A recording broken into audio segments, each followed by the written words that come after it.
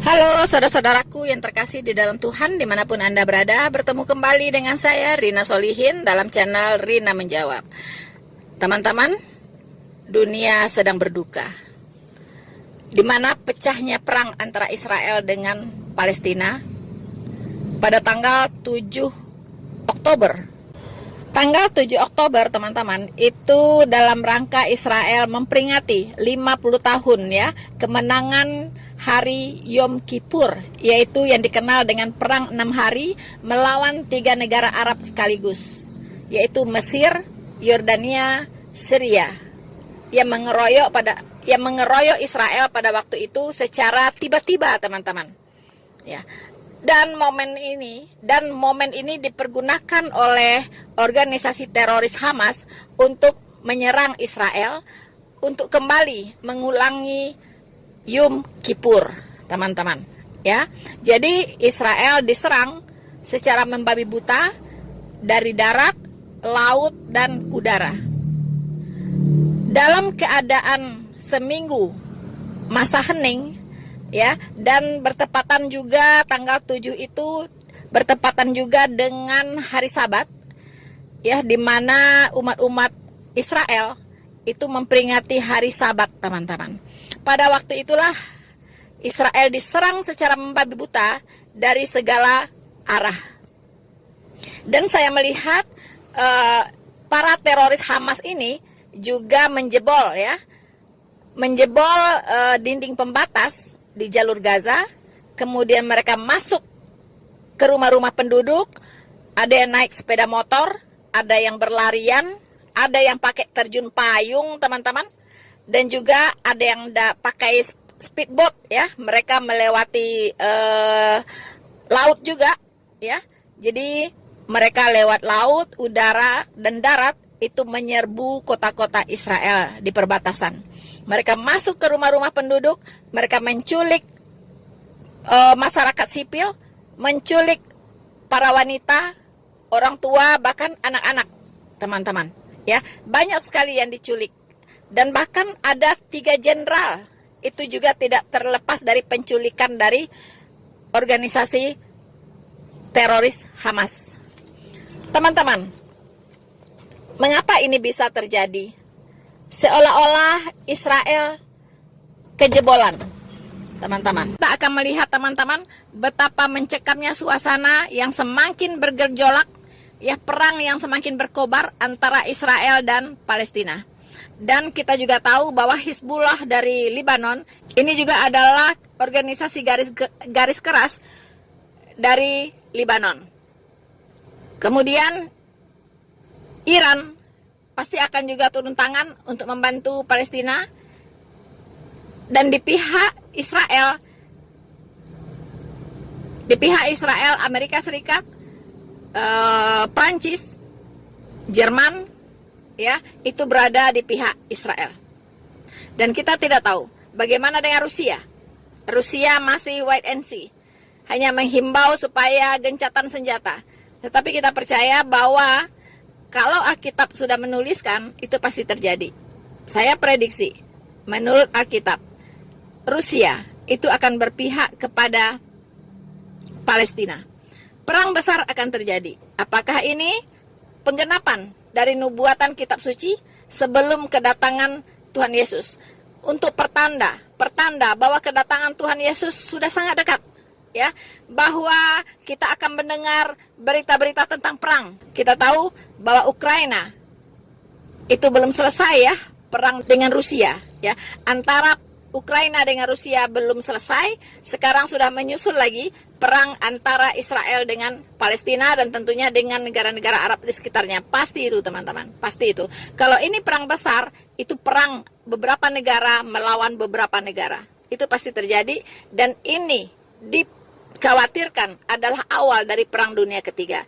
Artinya, betul, kedatangan Tuhan Yesus sudah sangat dekat. Mari teman-teman, bagi yang belum bertobat, bertobatlah. Bagi yang masih belum serius di dalam Tuhan, seriuslah. Karena waktu itu sudah sangat dekat, teman-teman. Jangan sampai Anda tertinggal, jangan sampai Anda nanti menangis bombay ketika orang-orang yang Anda kenal sudah tiba-tiba tiada. Ternyata mereka terangkat, teman-teman. Ya, terangkat ke angkasa.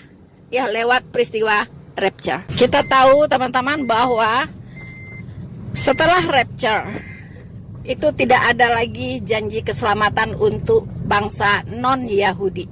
Selesai bagian kita, teman-teman, ya. Janji keselamatan hanya untuk bangsa Israel. Jadi untuk bangsa non-Yahudi, kalau mau diselamatkan, silahkan menyerahkan diri Anda untuk diselamatkan sebelum rapture. Karena tanda-tanda kedatangan Tuhan Yesus memang sudah sangat nyata, teman-teman, ya. Sudah sangat nyata. Jadi untuk itu kita akan menyaksikan dulu apa yang terjadi di Israel dan Palestina. Dan seperti apa nubuatan kitab suci tentang Israel. Karena kita tahu bangsa Israel itu adalah pemeran utama, tokoh utama ya dalam sejarah dunia, teman-teman. Mulai dari diciptakannya manusia, teman-teman, ya, mulai dari zaman Adam, zaman para nabi semuanya, ya, dari Musa, Abraham, Ishak, Yakub, teman-teman, ya, dan seterusnya sampai kepada manusia terakhir di akhir zaman. Itu sejarah dunia, sejarah kemanusiaan berpusat kepada bangsa Israel, teman-teman.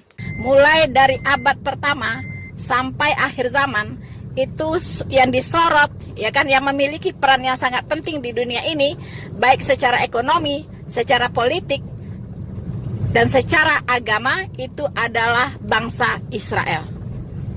Untuk itu jangan lewatkan melihat perjalanan sejarah dari bangsa Israel, termasuk apa yang terjadi pada hari ini, yaitu pertempuran sengit yang sedang berlangsung di Israel dan Palestina. Dan sekarang negara-negara Arab sudah mulai merapat untuk mengeroyok bangsa Israel, teman-teman.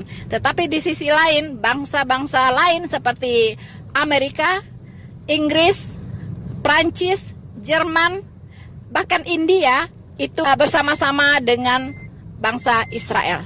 Bagaimana dengan kekuatan besar seperti Rusia, China, Korea Utara, teman-teman, kemana mereka akan merapat? Sebenarnya semua sudah tertulis di Alkitab, teman-teman, ya. Dan kita akan lihat by proses. Kita akan menyaksikan perjalanan dari sejarah bangsa Israel. Selama kita belum terangkat tentunya, teman-teman, ya. Kita berdoa untuk semua rakyat yang tidak berdosa, baik yang ada di Palestina maupun yang ada di Israel, supaya bisa terselamatkan, teman-teman, ya. Jadi tidak berjatuhan korban-korban sipil dari pihak manapun, teman-teman. Kita berdoa juga korban-korban yang sedang luka berat bisa dipulihkan, dan luka ringan bisa disembuhkan, dan tidak berjatuhan lagi korban-korban yang lebih banyak, teman-teman.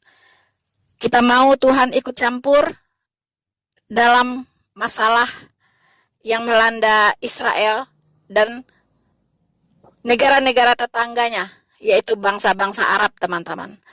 Dan kita berharap bangsa Israel akan mendapat pertolongan dari Tuhan. Siapapun, bangsa manapun yang berperilaku sebagai teroris memang harus dilenyapkan dari muka bumi ini, teman-teman. Biarlah Tuhan yang beracara, dan Tuhan tahu siapa yang akan diselamatkan, dan Tuhan juga tahu siapa yang harus binasa. Selamat menyaksikan. Perdana Menteri Israel Benyamin Netanyahu bersumpah akan membuat kota Gaza, Palestina menjadi puing-puing atas balasan dari serangan Hamas pada Sabtu 7 Oktober. Hal itu diungkapkan Benyamin Netanyahu di akun Twitternya pada Minggu 8 Oktober usai serangan Hamas di Israel. Israel menyebut bahwa serangan pada hari Sabtu kemarin belum pernah terjadi sebelumnya di wilayah tersebut. Ia pun memastikan serangan itu menjadi serangan terakhir Hamas di Israel. Benyamin Netanyahu juga bersumpah bahwa bala tentaranya akan menggunakan seluruh kekuatan untuk menghancurkan Hamas. Bahkan Benyamin Netanyahu juga bersumpah akan memporak-porandakan Gaza yang dianggap sebagai kota persembunyian Hamas. Israel juga mengultimatum warga Gaza agar meninggalkan kota tersebut sebelum serangan besar akan diluncurkan Israel ke wilayah tersebut. Menurutnya, serangan Israel ke Gaza juga sudah mendapatkan dukungan dari Amerika Serikat, Inggris, dan juga Perancis. Di akhir tulisannya, Benyamin Netanyahu menyebut bahwa perang Israel dan Palestina kali ini akan menjadi serangan yang panjang.